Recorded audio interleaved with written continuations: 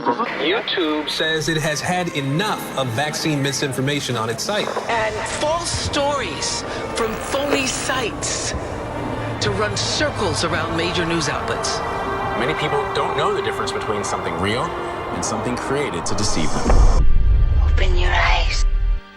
If you've ever had this feeling that something was terribly wrong with the world that we live in, but you couldn't figure out just what it was, then you've come to the right place. Secret societies, mystery religions, and the Illuminati have been controlling our reality since the beginning of time. But not anymore, because there is an awakening happening, and you are about to become a part of it. Wake up, because this is a call for an uprising. This is a call for an uprising. Welcome to today's show. Apple CEO Tim Cook just on a conference call was discussing the future of the iPhone. They do their quarterly earnings reports, and people are able to chime in and ask questions, even though, of course, the people who actually ask questions are, people who work for Bank of America and other corporations that really just run America. But I needed to do a video on this because Tim Cook was asked a question about artificial intelligence replacing the iPhone. And if you don't know, Tim Cook is the current CEO of Apple. His qualifications, of course, for being the CEO of Apple is, riding the Hershey Highway. If you don't know what the code is for that, we are on the website, so we could say, being a fag. I mean, pretty much, let's just be honest about it, right? Because, of course, all these guys get their jobs based off of qualifications like that. Tim Cook is the CEO because he's gay, and, of course, he will toe the company line, which is to convince people that this technology is needed, that this technology is the future, and, of course, to deceive people into taking the mark of the beast. So Tim Cook promises people out there that AI will not make the iPhone obsolete, which is very, very interesting. Let me read to you what the question and answer was before we get more into it.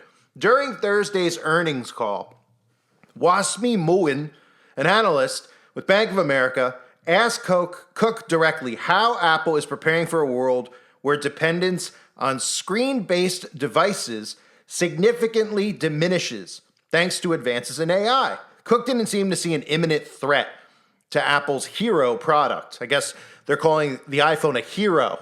It couldn't be more the opposite, right? But it's hero product. Quote, which looks like a misprint, but it says, when you think about all the things an iPhone can do, from connecting people to bringing app and game experiences to life, to taking photos and videos, to helping users explore the world and conduct their financial lives and pay for things and so much more, it's difficult to see a world where iPhone's not living in it. And that doesn't mean that we're not thinking about other things as well. But I think that the devices are likely to be complementary devices, not substitution. Well, that's because Tim doesn't want on a conference call to explain what's really actually going on, what he's openly discussed on other platforms, in other interviews, and openly bragged about, which is, of course, how Apple is testing brain control tech similar to Elon Musk's Neuralink, how Apple is tapping into the company called Synchron to explore mind-controlled iPhone technology. See, the reason he pushed it off is because he's on a call with investors, and most of those people don't have the slightest clue about what's actually coming. They just get in the stock market thinking, hey, everybody buys Apple, so I should invest my money in Apple, not having a clue how none of these CEOs could care less about the price of their actual stock. It has nothing to do with anything. But Tim Cook didn't want to go on a conference call with investors and talk about, mind control iPhones being the future because it might blow their actual minds. But this is what the plan is, that Apple, again, I've covered this before, has tapped into Synchron to explore mind control iPhones, because all of these phones, and again, if you haven't heard, recently Samsung has now partnered up with Elon Musk. So we have Samsung and Tesla partnered up. We have Apple partnered up with Synchron. How convenient, right? And then you think about the left-right divide of it all, because Elon Musk and Samsung. iPhone is partnered up with Synchron. And for those of you that don't remember, Synchron is a startup that is fully funded and backed by Jeff Bezos and Bill Gates, and it's testing mind control computing on human beings. So Apple is going to support brain implant control of its devices. So when somebody hears, well, AI is going to replace the phone, nobody even knows what that means. You know what I mean? The question like that, what does that mean? How AI is going to replace your phone? So you're going to throw your phone out in the garbage can. Then what? What's going to be in your home? What are you going to do? It doesn't make sense, right? When you think about it, how does that make sense? As of right now, most of these sheeple believe that AI is just the new Google search. You go on your, Google, you go on your phone, you type something in and it gives you an AI answer, right? So they're saying to themselves, what are you talking about? AI actually replacing a phone? It makes zero sense. But then when you think about what the real plan is with the Neuralink and how they're going to transition using the Apple Pro, the Apple Vision Pro, because again, remember the Apple Vision Pro Model 2, which is coming out next year, supposedly is going to have the ability to be controlled by brain activity. But currently, the Apple Vision Pro is gaining the ability to be controlled by brain activity thanks to a partnership with Synchron, a neurotechnology company. Synchron has developed a brain-computer interface that allows users to interact with the Vision Pro using their thoughts, effectively bypassing the need for hand gestures or voice commands. This technology allows users to select items, navigate menus, and even play games like solitaire, all through thought control. A 64-year-old man with ALS has already used this tech to control the Vision Pro, demonstrating its potential for individuals with paralysis, right? Remember, as I've said a million times, using all these people with things like paralysis, with things like dementia, with things like Parkinson's, people who, can't walk, can't see, using them to roll out this technology. And then, of course, telling you how it could be beneficial to you and easier for you, because then you'll start hearing about psyops with how the phone is becoming a problem, right? Texting and driving, people paying too much attention to their phone, looking down all the time. They'll come out with propaganda about, how it's affecting people's eyes, even though there's truth to that. Right? And then people slowly start saying, well, what's a better solution for us? If this is becoming a problem with our phone in our hand, well, we have the solution, right? Apple Vision Pro. Then they say, well, I don't want to walk around with goggles on, so what's the next best thing? Well, brain-computer interface, something that goes directly into your skull. And it looks a lot like, we start with this as far as, I'll show you here, just a clip so you have an idea, because when I talk about the interface, people don't seem to understand. It's literally your phone coming out of your eyes. In other words, it looks like this. What if you could control your Apple Vision Pro using just your thoughts? In 2025, Apple and a neurotech company called Synchron have made it real. For the first time, a human used Vision Pro with only their brain signals. No hand gestures, no controllers, just brainwaves, detected through a tiny device implanted in a blood vessel near the brain. This new system lets people with paralysis move a cursor, open apps, and even type, all with their mind. And it's not science fiction. It's already been tested successfully, and it's completely wireless and non-invasive. Apple calls it a step toward the future of human-computer interaction. Others say it's the beginning of thought-powered tech.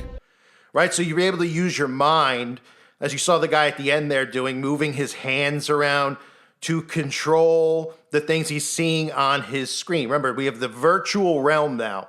We have the spiritual realm, and which is really being called the digital realm, and we have the physical realm that we're in right now, right? So us here physically, that is what you're seeing. They call it the digital realm. It's really the spiritual realm, which most people don't seem to understand because their eyes are completely blurred. They're looking at things that are non-existent in the actual physical realm. So when you put something like this in your head, for example, right? And you're seeing things that aren't actually there. There is obviously indoctrination with things like Pokemon Go. I talked about it when that came out. How people were holding up their phone and they were seeing the physical space around them. But when they were looking at their phone, they could see these Pokemon emojis walking around. Well, think about this. As you saw that guy at his desk moving his hands around, right? He's in a different realm. He's in a different reality. And when this technology is inside of you, you're literally be seeing things that don't actually exist. They're blurring the lines between what's real and what's not. So Apple is playing this off because, of investors, and obviously they don't want to frighten people out there who are obsessed with their phone because 99.9%, okay, let's just be real, 100% of their population is obsessed with their technology, obsessed with their phone. Their phone is almost a part of their body, which has been done by design because the transition is going to be to put it in your body, right? So it only makes perfect sense. But if the phone is a part of their body, think about how obsessed and addicted they are. They have to use a lot of mind control techniques to get them on board with this next wave into brain-computer interfaces, with being able to control things with their minds, with their thoughts. But there aren't things that are going to be in the actual physical realm. They're going to be things that are in the digital spiritual realm, right? So in other words, with this technology, you're not going to be able to lift up a Coke can that's across the room from you, like we're in Stranger Things. But you'll be able to interact with your devices, right? You'll be able to interact with an iPhone that might be sitting at a table across the room, and you're using your Vision Pro, which will eventually be your brain-computer interface, your Neuralink or your Synchron in your body. You'll be able to, write something on the screen over there. You won't be able to pick the phone up with your mind and move it around, but you'll be able to write things on the screen. You'll be able to write things on your computer screen without being near your computer, your physical computer, right? So that's what we're headed towards, the two different realms. And then, of course, the mixing of iron and clay. So Apple is developing their own brain-computer interface, which is, of course, the same thing as Elon Musk. I've talked about how Musk has, now he's partnering with Samsung, right? So that's more of the conservative way that they're going to go. And the other side of it with, you have Apple partnering with who? With Bezos and Gates, even though nobody on earth likes Jeff Bezos. I don't even think liberals like Jeff Bezos. They do seem to like and trust Bill Gates. Don't ask me how. And then they'll figure out how they can market this to people. But there'll be a lot of propaganda about how dangerous the phone is, how it's becoming a hazard. They might even, I've said this before, they might even release information saying that the cell phone does cause cancer. It does cause radiation exposure. And that we need, that Apple and all these big tech companies they've got the fix for it. It's something else. It's safer. It's better. And they'll believe whatever they're told. At first you say to yourself, well, if somebody was going to tell you that the cell phone causes cancer, then people would just say, well, we don't want anything to do with it. Why would we trust it in our body?